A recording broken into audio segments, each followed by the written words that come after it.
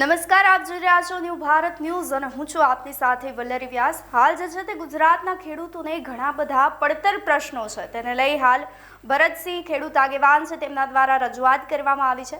જે ભરતસિંહ, આજ રોજ આપ ખેડૂતોના અનેક પ્રશ્નોને લઈ અને આપ મુખ્યમંત્રી પાસે રજૂઆત કરવા માટે પહોંચ્યા હતા અને આપ પોતે પણ ખેડૂત આગેવાન છો, ખેડૂતોની તકલીફોથી સારી રીતે વાકેફ હશો। હાલ ખેડૂતો કેવા પ્રકારની તકલીફોનો સામનો કરી રહ્યા છે? જી ખૂબ ખૂબ આપનો ખૂબ જ આભાર કે આપે મહત્વનું ડિબેટ રાખ્યું। આપ જાણો છો કે ગુજરાત રાજ્યમાં છેલ્લા ઘણા સમયથી કુદરતી આપત્તિનો ભોગ બને તો પૂરું વળતર ન મળે, ખેડૂતોને પાક ઉત્પાદનના સ્વામિનાથન કમિશનની ભલામણો યોગ્ય ભાવ ન મળે અને અન્ય જે ખેડૂતોની સમસ્યા છે, મોંઘવારી, ફુગાવો અને એની સામે ખેતી એટલે ખોટો ધંધો થઈ ગયો છે। એવામાં જે બીજી બાજુ છેલ્લા ઘણા સમયથી જે રાક્ષસી રૂપે કહેવાય છે વીજ કંપનીઓ, એ ખેડૂતોના ખેતરમાં બળજબરીપૂર્વક 800 વોટના જે વીજ પણ નાખી રહી છે અને ખેડૂતોને સમર્થન કરવાના બદલે જે આખું તંત્ર છે, રાજતંત્ર અને એનો અધિકારી તંત્ર, એ ખેડૂતોને મદદ કરવાના બદલે વીજ પોળને મદદ કરે છે। ત્યારે આજે અમે ગુજરાતના મુખ્યમંત્રી શ્રીએ રૂબરૂ મારી લેખિત રજૂઆત સાંભળી, કૃષિ મંત્રી શ્રીએ લેખિત રજૂઆત સાંભળી અને ઉર્જા મંત્રી શ્રીએ પણ અમારી વ્યાજની માગણી સાંભળી।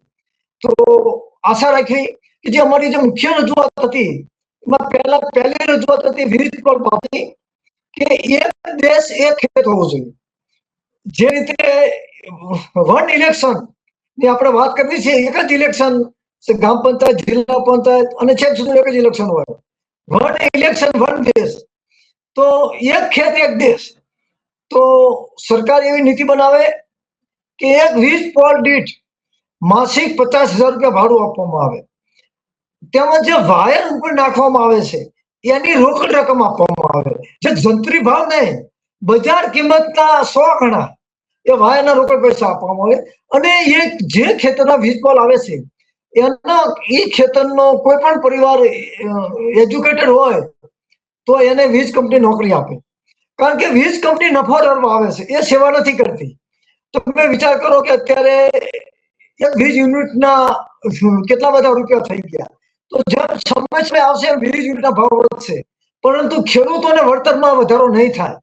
તો આ એક અમે મહત્વની રજૂઆત કરી કે એક દેશ એક ખેત મુજબ ટોટલી યોગ્ય વળતર આપે, નોકરી આપે અને વીજ ભાડું આપે। એ રજૂઆત અલગ આવેદન પત્ર દ્વારા મુજબ નોંધ્યું કે ગુજરાત સરકારનું 4.5 લાખ કરોડથી વધારે બજેટ બનશે વિધાનસભામાં, તો એ બજેટના 50% બજેટની વાત અમે કરી મુખ્યમંત્રીશ્રીને કે પ્રધાનમંત્રીનું સપનું છે વોકલ ટુ લોકલ। તો આજે સમગ્ર રાજ્યમાં 70% જે વર્ગ છે અને જેનું ઉત્પાદન છે ખેત ઉત્પાદન છે, મગફળી, તેલબિયા, ટમેટા, સબ્જી વગેરે વગેરે, તો એ ઉત્પાદનનો બને એટલો મોટો નિકાસ થાય। ઓઇલ મિલો કરવામાં આવે ગામડે ગામડે, ટેક્સટાઇલ મિલો રૂની બનાવવામાં આવે, એરંડિયાનું તેલ યોગ્ય ટેકનોલોજીથી એનું આખી પ્રોસેસ યુનિટ તૈયાર કરી અને વિદેશમાં નિકાસ કરવામાં આવે, તો જ દેશનો ખેડૂત ટકી રહે છે। કારણ કે વોકલ ટુ લોકલ, તો વોકલ દૂધ ઉત્પાદકો કરે છે, એ દૂધ ઉત્પાદનના 1 લીટરના 100 રૂપિયા આપવામાં આવે અને ટોટલી એગ્રીકલ્ચર ખર્ચ અને દૂધ ઉત્પાદનનો ખર્ચ, એ ટોટલી ખર્ચો સરકારમાં આપે તો જ આપણે 3.5 કરોડથી વધારે લોકો ગુજરાત રાજ્યની અંદર ખેડૂતો, ખેતી સાથે સંકળાયેલા મજૂરો અને અન્ય લોકો કરી રહ્યા છે। તો એવામાં ટોટલ બજેટના 50% બજેટની રકમ ગ્રામીણ વિસ્તારમાં ફાળવવામાં આવે, એ અમારી વ્યાજની માંગણી હતી। કારણ કે આ દેશ મારો, તમારો ને આપણાનો છે। તો ભારત સરકારનું બજેટ 60 લાખ કરોડથી વધારે છે અને ગુજરાત સરકારનું બજેટ 4.5 લાખ કરોડથી વધારે છે। તો આ બજેટમાં ગ્રામીણ વિસ્તારનો શું ફાળો? માત્ર સડેલા 2 રૂપિયા કિલો ઘઉં અમારે નથી જોતા। આ દેશ મારો, તમારો, આપણા સૌનો છે।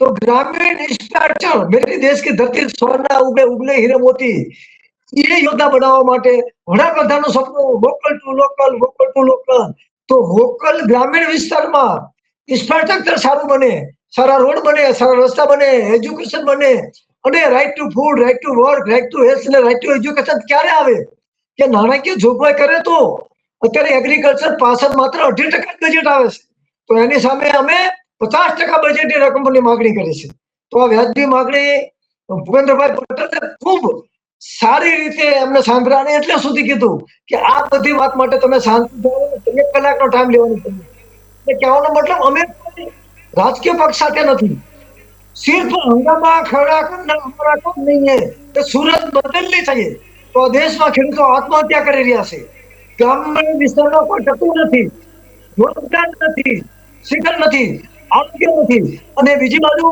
મોટા મોટા રોડ, મોટા મોટા બ્રિજ, મોટા મોટા highway, metro train, bullet train સાથે સાથે બુલેટ ટ્રેનમાં તમે વળતર આપો એ અલગ હોય છે અને વીજ પોલનું વળતર અલગ તો આ બધા નૈતિક મૂલ્યોના સવાલ હતા અને ખાસ કરીને આજે અમને લાગ્યું કે રાજતંત્રની અંદર ભૂપેન્દ્રભાઈ પટેલે અમને સાંભળ્યા પરંતુ જે અધિકારી તંત્ર છે જે 2 લાખ રૂપિયા પગાર લે છે, 1 લાખ રૂપિયા એમને પેન્શન મળશે એમને થોડી છૂટ આવે છે.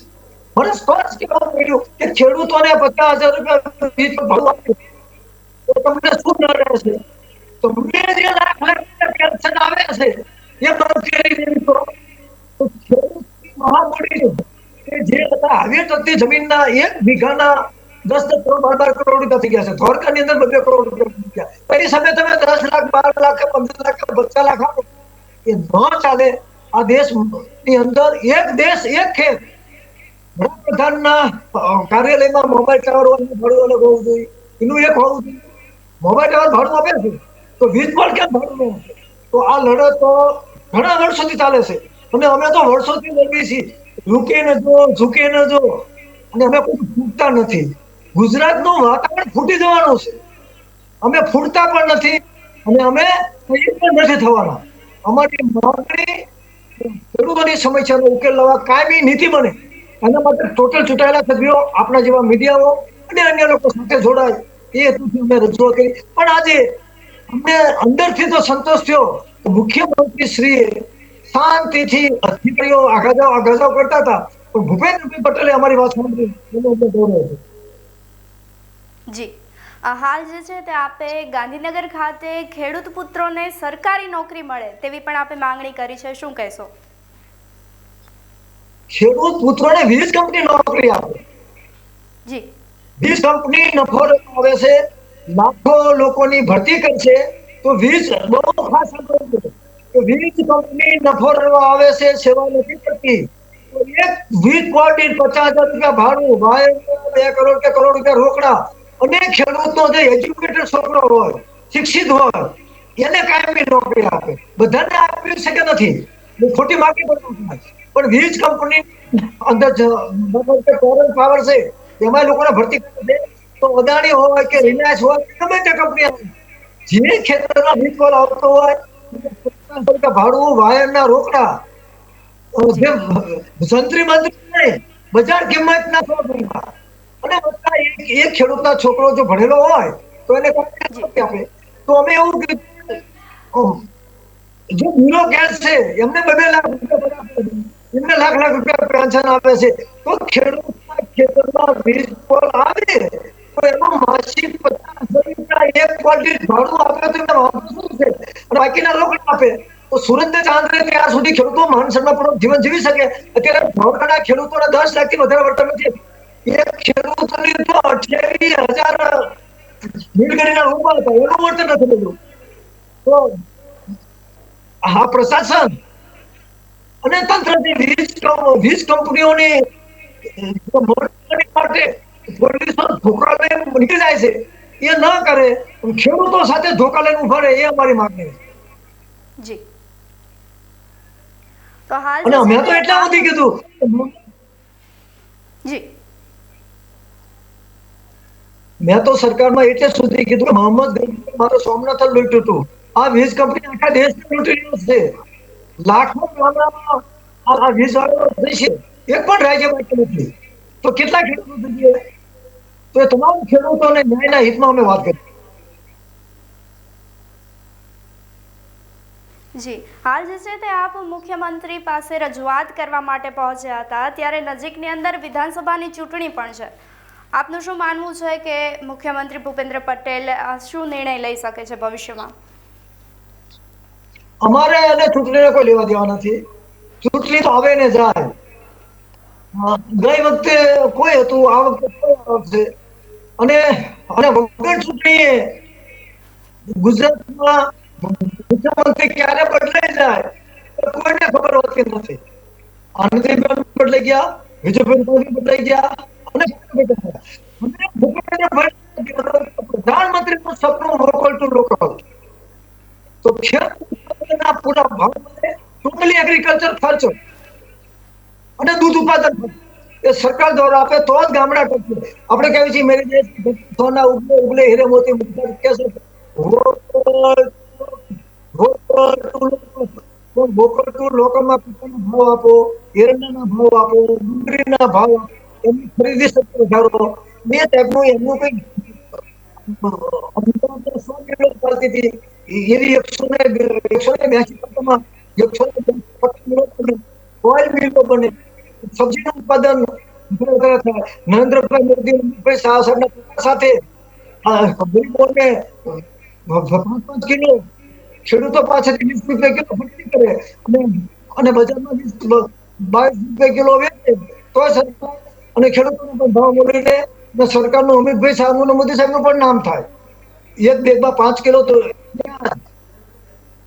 किसान की प्याज तो पूछाएंगी सरकार और घर એવું સૂત્ર જ્યાં સુધી સુરત ને ચાલતા ત્યાં સુધી મોદી સાહેબ રે અમને સારું લાગે છે, પણ કંઈક કરો એ અમે ભૂપેન્દ્રભાઈ પટેલને કીધું.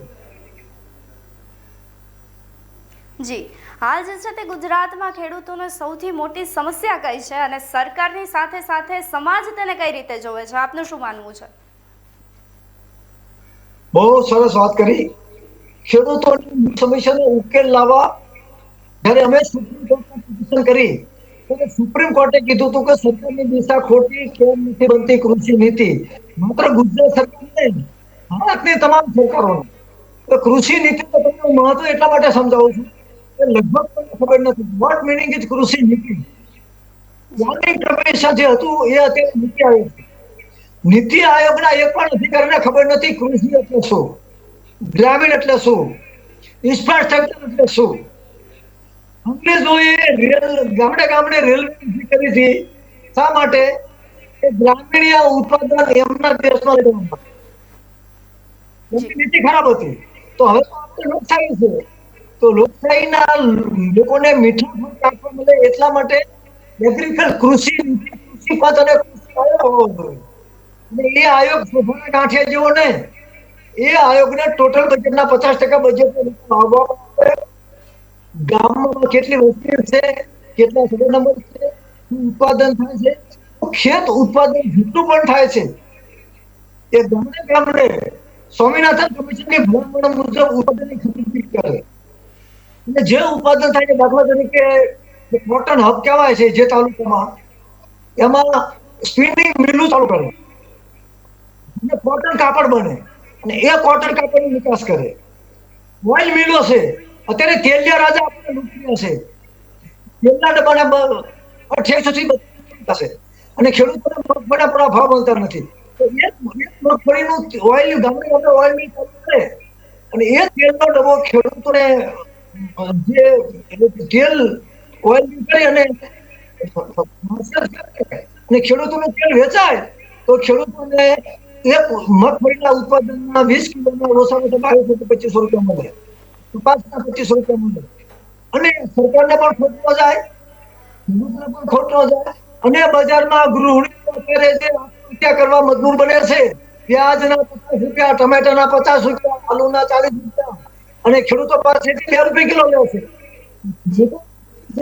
અને ગૃહિણીનું બજેટ ખોરવાઈ જાય છે. તમે વારંવાર કહો છો ગૃહિણીનું બજેટ પણ જોહર પર તો ગૃહિણી બિચારી શું કરે કે આ દેશની ધરતીને લૂંટીને આપણે વધે માત્ર ભારત મોટગીરી નોંધે એટલે શું મને ભારત માટે શું એ તો આપણે સમજાવવી જોઈએ ને. તો એ હાથે એ હારી પરિસ્થિતિમાં કહેવા માંગુ છું કે ઇન્સ્પાયર ઊભું થાય તારી બીજી બને બજેટ નો ખોલવા શહેરી લોકોને સરખો ભાવ મળે અને ખેડૂતોને ઉત્પાદનના ભાવ મળે એ વાત કહેવા માટે આજે ગયા હતા. જી જી ભરતભાઈ, હાલ જે છે પરિસ્થિતિ છે તેને લઈ હવે આપ ખેડૂતોને શું સંદેશો આપવા માંગો છો? બહુ સારી વાત. ખેડૂત ભાઈઓ, ખેડૂત નૈતિક મૂલ્યો, જવાબદારી અને પોતે ડર વગર આગળ આવવાનું છે અને સ્પષ્ટ કહેવાનું છે કે ધરતી अपने आपकी नहीं तुम्हारे बाप की. એ અવાજ સાથે કહેવાનું છે કે મારી મંજૂરી વગર મારા ખેતરમાં વીજ પોલ ન રાખો અને મારા ખેત ઉત્પાદનના ભાવ હું નક્કી કરું, તમે નક્કી ન કરો અને મારા ખેતરનો ટોટલી ખેતી ખર્ચ સરકાર દ્વારા આપવામાં આવે તો ગુજરાતના ગામડાના 53 લાખ ખેડૂતો કહેવાનો સમય આવી ગયો છે. જી, અમારા સાથે જોડાવા માટે આપનો ખૂબ ખૂબ આભાર ભરતભાઈ. ધન્યવાદ.